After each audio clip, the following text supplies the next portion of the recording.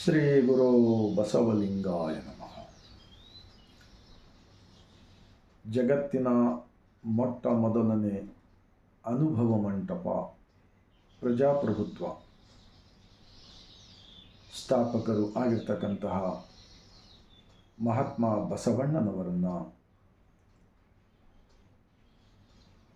ಭಾರತ ದೇಶ ಗುಲಾಮಗಿರಿಯಿಂದ ಮುಕ್ತವಾದ ನಂತರ, ಸ್ವತಂತ್ರವಾದ ನಂತರ ಈ ಭಾರತ ದೇಶದ ಸಂವಿಧಾನದ ನಿರ್ಮಾಣದಲ್ಲಿ ಮುಖ್ಯಸ್ಥರಾಗಿರ್ತಕ್ಕಂತಹ ಭಾರತ ರತ್ನ ಡಾಕ್ಟರ್ BR ಅಂಬೇಡ್ಕರ್ಜಿರವರನ್ನು ಇಡೀ ಮಹಿಳಾ ಲೋಕಕ್ಕೆ ಆತ್ಮಬಲವನ್ನು ನೀಡಿ ಆತ್ಮಜ್ಞಾನವನ್ನು ಕೊಟ್ಟಿರ್ತಕ್ಕಂತಹ ವಿಶ್ವಜ್ಯೋತಿ ಅಕ್ಕ ಮಹಾದೇವಿರವರನ್ನು ಮತ್ತು ಈ ಭಾರತ ದೇಶದಲ್ಲಿ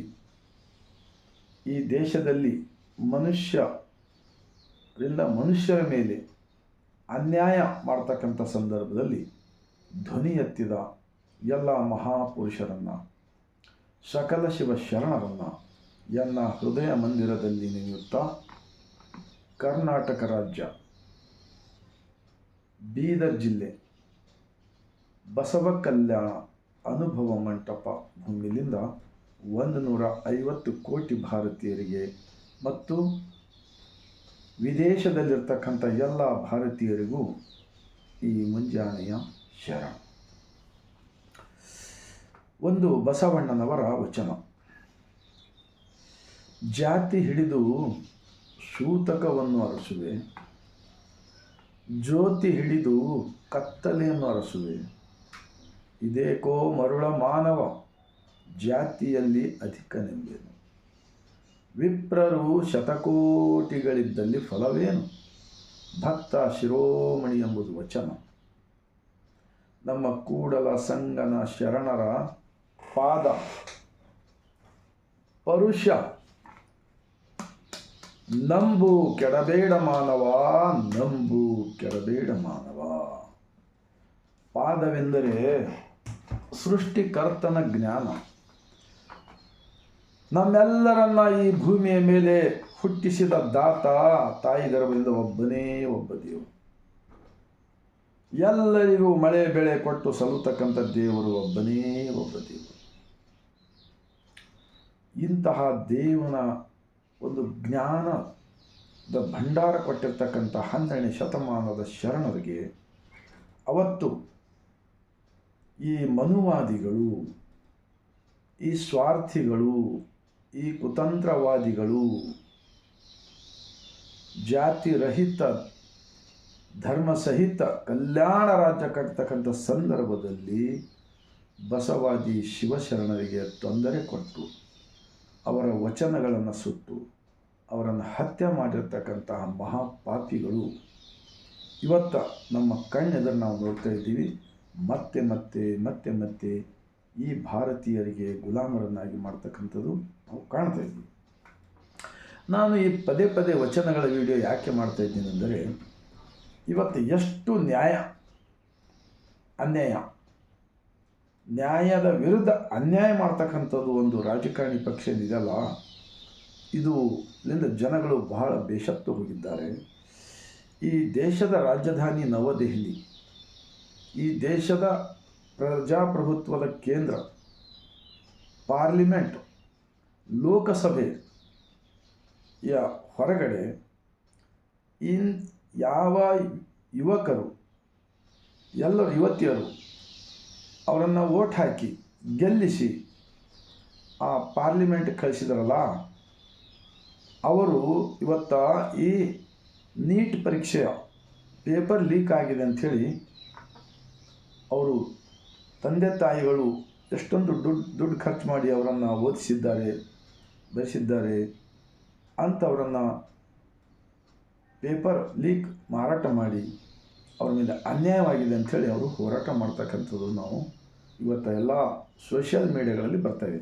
ಆದರೆ ಇದು ಎಲ್ಲ ರಾಷ್ಟ್ರೀಯ ಚಾನೆಲ್ಗಳು ಧ್ಯಾನ್ ಭಟ್ಕಾವ್ ಅಲ್ಲಿ ಯಾವುದು ಅನ್ಯಾಯ ನಡೀತಾ ಇದೆ ಅದು ಮೇನ್ ತೋರಿಸಲಾರದೆ ಬೇರೆ ಕಡೆ ದಿಕ್ಕಿಗೆ ಹೋಯ್ತಕ್ಕಂಥವು ಕೆಲವು ಮಾಧ್ಯಮಗಳು ಇದ್ದಾವೆ. ಅದಕ್ಕೆ ಜನರು ಹೇಳ್ತಾರೆ ಗೋಧಿ ಮೀಡಿಯಾ ಅಂತ.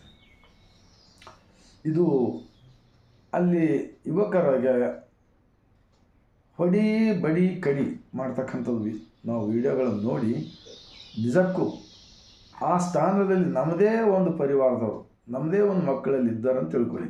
ಅವಾಗ ಎಷ್ಟು ನೋವಾಗುತ್ತದೆ ಸ್ವಲ್ಪ ಆತ್ಮಾವಲೋಕನ ಮಾಡಿಕೊಳ್ಳಿರಿ. 20 ದಿವಸದವರೆಗೆ ಉಪವಾಸ ಸತ್ಯಾಗ್ರಹ ಕೂತಿರ್ತಕ್ಕಂಥ ಒಬ್ಬ ಹೋರಾಟಗಾರ, ಅವನಿಗೆ ಯಾರು ಕೂಡ ಅವರಿಗೆ ಕೇಳಕ್ಕೆ ಹೋಗಿಲ್ಲ. ಏನದಪ್ಪ ನಿಮ್ಮ ಬೇಡಿಕೆ, ಎಲ್ಲಿ ಅನ್ಯಾಯ ಆಗಿದೆ ಅಂಥೇಳಿ ಯಾರಿಗೆ ಆ ಇಲಾಖೆಯ ಸಂಬಂಧಪಟ್ಟಿದ್ದ ಮಂತ್ರಿ ಇರ್ತಾರಲ್ಲ ಅವರಿಗೆ ಕರೆಸಿ, ಹೀಗೆ ಯಾಕಾಯ್ತಪ್ಪ ಅನ್ಯಾಯ, ಇದು ನೀವು ತಪ್ಪು ಮಾಡಿ ಅಂತ ಹೇಳೋದಕ್ಕೆ ಅಂಥವರಿಗೆ ಶಿಕ್ಷೆ ಕೊಟ್ಟು ಆ ವಿದ್ಯಾರ್ಥಿಗಳಿಗೆ ಒಂದು ನ್ಯಾಯ ಕೊಡಿಸೋ ಕಾರ್ಯ ಮಾಡೋ ಬದಲಾಗಿ ಎಷ್ಟೊಂದು ಅವರು ಎಲ್ಲ ತಮ್ಮ ತಮ್ಮ ಗ್ರಾಮಗಳಿಂದ ಆ ದೆಹಲಿಗೆ ಬರೋದಂದರೆ ಸುಮ್ಮಿದೆನಾ? ನಾವು ಇಲ್ಲಿಂದಲೇ ಒಂದು 10 ಕಿಲೋಮೀಟರ್ ಊರಿನ ಹೋಗಬೇಕಾದ್ರೆ ಎಷ್ಟೋ ಕಷ್ಟಪಡಬೇಕಾಗುತ್ತೆ.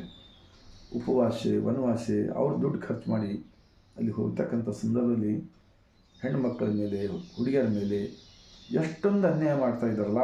ನನಗನ್ನಿಸ್ತಾ ಇದೆ ಈ ದೇಶ ಮತ್ತೆ ಮತ್ತೆ ಗುಲಾಮಗಿರಿಯತ್ತ ಹೋಗ್ತಾ ಇದೆ. ಈ ಗುಲಾಮಗಿರಿಯಲ್ಲಿ ತಡೆಗಟ್ಟಲು ನಾನು ಒಂದೇ ಒಂದು ಮಾರ್ಗ ಹೇಳ್ತೀನಿ ತಾವೆಲ್ಲರಿಗೂ. ಮತ್ತು ಆ ಯುವಕರು ಎಲ್ಲರೂ ಶಾಂತಿಯುತ ಹೋರಾಟ ಮಾಡ್ತಾ ಇದ್ದಾರೆ, ಯಾರಿಗೇನಿಲ್ಲ. ಅಂಥವ್ರ ಮೇಲೆ ಇಷ್ಟೊಂದು ಅನ್ಯಾಯ ಆಗ್ತಾ ಇರಲ್ಲ. ಅದನ್ನು ನೋಡಿ ನಾನು ಬಸವಣ್ಣನವರ ಅನುಭವ ಮಂಟಪ ಅಂದರೆ ಇದು ಕೂಡ ವಿಶ್ವ ಸಂವಿಧಾನದ ಗ್ರಂಥವಿದೆ. ಇದರಲ್ಲಿ 2500 ವಚನಗಳಿವೆ. 100ಕ್ಕಿಂತ ಹೆಚ್ಚು ಶರಣರ ಇತಿಹಾಸವಿದೆ. ಅವರೆಲ್ಲರೂ ಕೂಡ ನ್ಯಾಯ ನಿಷ್ಠೂರಿ ದಾಕ್ಷಿಣ್ಯಪರ ನಾನಲ್ಲ ಅಂತ ಹೇಳಿ ಬರೆದಿರ್ತಕ್ಕಂಥ ವಚನ. ನಾಳಿನ ಸಲುವಾಗಿ ನ್ಯಾಯ ಪೈಸೆ ಸಹಿತ ಇಟ್ಕೊಂಡಿಲ್ಲ. ಅದಕ್ಕಾಗಿ ನಾನು ನಿಜಕ್ಕೂ ಇವತ್ತು ಈ ಭಾರತ ದೇಶದ ಎಲ್ಲರಿಗೂ ಒಳ್ಳೆಯದಾಗಬೇಕಾದರೆ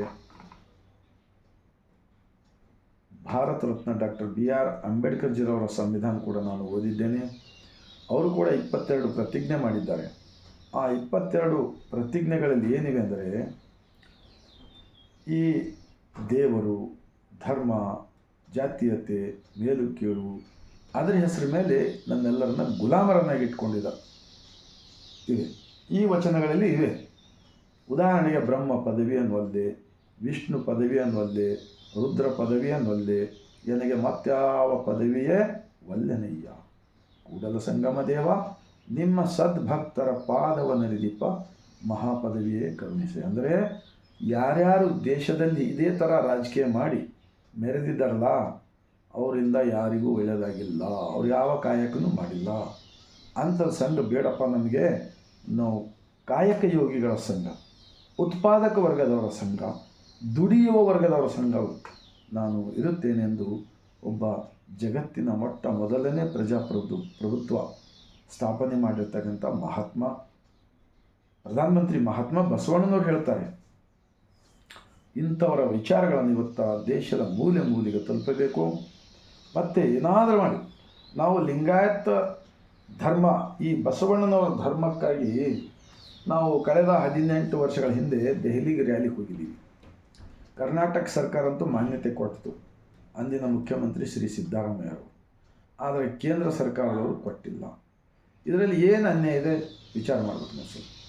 ಎಲ್ಲವೂ ಸತ್ಯವಿದೆ, ಆದರೆ ಅವರು ಮಾನ್ಯತೆ ಕೊಟ್ಟಿಲ್ಲ. ಯಾಕೆಂದರೆ ತಮ್ಮ ಸ್ವಾರ್ಥಕ್ಕಾಗಿ ಜನರು ಅಜ್ಞಾನದಲ್ಲಿರಬೇಕು, ಗುಲಾಮರಾಗಿರಬೇಕು, ಮೂಢ ರೂಢಿಯಲ್ಲಿ ಸಿಕ್ಕಿಕೊಳ್ಳಬೇಕು, ಗುಡಿ ಗುಂಡಾರಗಳ ಬೆನ್ನು ಹತ್ತಬೇಕು, ಅಲ್ಲೆಲ್ಲ ಹೋಗಿ ದುಡ್ಡು ಹಾಕಬೇಕು. ಆ ದುಡ್ಡು ನಾವು ಕಳತನ ಮಾಡಬೇಕು.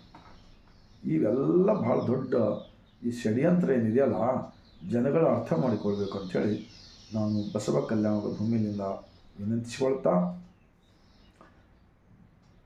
ಈಗ ನಾವು ಯಾರ ಜೊತೆ ಯಾವ ಹೋರಾಟ ಮಾಡೋದು ಬೇಕಾಗಿಲ್ಲ. ಒಂದು ಸತ್ಯದ ಗ್ರಂಥಗಳನ್ನು ಓದಿರಿ, ಅರ್ಥ ಮಾಡಿಕೊಳ್ಳಿರಿ.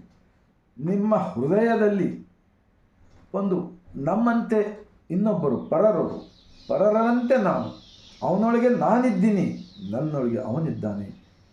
ಅವನಿಗೆ ದುಃಖವಾದರೆ ನನಗೆ ದುಃಖವಾದಂತೆ, ನನಗೆ ದುಃಖವಾದರೆ ಅವನಿಗೆ ದುಃಖವಾದಂತೆ ಅಂತ ಹೇಳ್ತಾರೆ ನಮ್ಮ ಅಣ್ಣ ಬಸವಣ್ಣನವರು. ಇಂಥ ಭಾವನೆ ಬರಲಿ ಅಂಥೇಳಿ, ಈ ಭಾವನೆ ಬರಬೇಕಾದರೆ ನಾವು ತೀರ್ಥಕ್ಷೇತ್ರ, ಧರ್ಮಸ್ಥಳ, ಧರ್ಮಕ್ಷೇತ್ರ, ಚಾರ್ಧಾಮ ಇವೇನು ಸೃಷ್ಟಿ ಮಾಡಿದಾರಲ್ಲ, ಇವೆಲ್ಲಕ್ಕೂ ನಮ್ಮ ಬಸವ ಕಲ್ಯಾಣದ ಶರಣರು ಧಿಕ್ಕರಿಸಿ ಈ ದೇಹವನ್ನೇ ದೇವಸ್ಥಾನವಿದೆ ಅಂತ ಹೇಳಿ ನಂಬಿ ಆಚರಿಸಿ ಬದುಕಿ ಕೊಟ್ಟಿರ್ತಕ್ಕಂತಹ 893 ವರ್ಷಗಳ ಹಿಂದಿನ ವಚನಗಳಲ್ಲಿ ಇವತ್ತು ಶರಣರು ಜೀವಂತವಾಗಿದ್ದಾರೆ ಎಂದು ನಾನು ನಂಬಿದ್ದೇನೆ. ಕಳೆದ 27 ವರ್ಷದಿಂದ ಇದನ್ನು ಜನಮನಕ್ಕೆ ತಲುಪಲಿ ಅಂತಕ್ಕಂಥ ಒಂದು ಪ್ರಚಾರ ಮಾಡ್ತಾ ನಾನು ಇರ್ತೇನೆ. ಇದು ಈ ಸತ್ಯವನ್ನು ದೇಶಭಕ್ತಿ, ದೇಶ ಪ್ರೇಮದ ಮಾತನಾಡ್ತಕ್ಕಂಥವರೆಲ್ಲರಲ್ಲಿ ಕೂಡ ನಾನು ವಿನಂತಿ ಮಾಡ್ಕೊಳ್ತೀನಿ. ಬಸವಾದಿ ಶಿವಶರಣರು ಸ್ಥಾಪಿಸಿದ ಅನುಭವ ಮಂಟಪದ ಲಿಂಗ ಆಯತ ಧರ್ಮ, ಈ ಧರ್ಮಕ್ಕೆ ಇದರಲ್ಲಿ ಯಾರ ಬಗ್ಗೆನೂ ವಿರೋಧವಿಲ್ಲ. ಸತ್ಯದಿಂದ ಬದುಕು, ಅರಿವೇ ಗುರು ಅಂಥೇಳಿ ನಂಬು, ಕಾಯಕವೇ ಕೈಲಾಸವೆಂದು ದುಡಿ, ಕುಟುಂಬದಲ್ಲಿ, ಗ್ರಾಮದಲ್ಲಿ ಎಲ್ಲರಲ್ಲಿ ಪ್ರೀತಿ ಮಾಡಪ್ಪ, ಅದೇ ದೇವನ ಪೂಜೆ ಎಂದು ಹೇಳುತ್ತದೆ ನಮ್ಮ ಜಗತ್ತಿನ ಮೊದಲ ಅನುಭವ ಮಂಟಪದ ಶರಣರ ವಚನವೆಂದು ಹೇಳುತ್ತಾ, ನಿಮ್ಮೆಲ್ಲರ ಹೃದಯಕ್ಕೆ ಈ ವಿಡಿಯೋ ತಟ್ಟಿದೆ. ಆದರೆ ಆ ದೆಹಲಿಯಲ್ಲಿ ಎಷ್ಟು ಜನರ ಮೇಲೆ, ಯುವಕರ ಮೇಲೆ ಅನ್ಯಾಯವಾಗಿದೆಯಲ್ಲ, ಆ ಅನ್ಯಾಯಕ್ಕೆ ಒಳಗಾದ ಆ ಯುವಕರಿಗೆ ನ್ಯಾಯ ಸಿಗಲೆಂದು ನಾನು ಜಗತ್ತಿನ ಮೊದಲ ಅನುಭವ ಮಂಟಪ, ಪ್ರಜಾಪ್ರಭುತ್ವ ಕೇಂದ್ರ, ಬಸವ ಕಲ್ಯಾಣದ ಭೂಮಿನಿಂದ ಒಂದು ವಿನಂತಿ ಮಾಡಿಕೊಳ್ಳುತ್ತಾ 150 ಕೋಟಿ ಭಾರತೀಯರಿಗೆ ಇದನ್ನು ವಿಡಿಯೋ ತಲುಪಲು ನೆನೆಸಿಕೊಳ್ತಾ, ಸರ್ವರಿಗೂ ಮತ್ತೊಮ್ಮೆ ಬಾಗಿದ ತಲೆ, ಮುಗಿದ ಕೈಲಿಂದ ಶರಣ.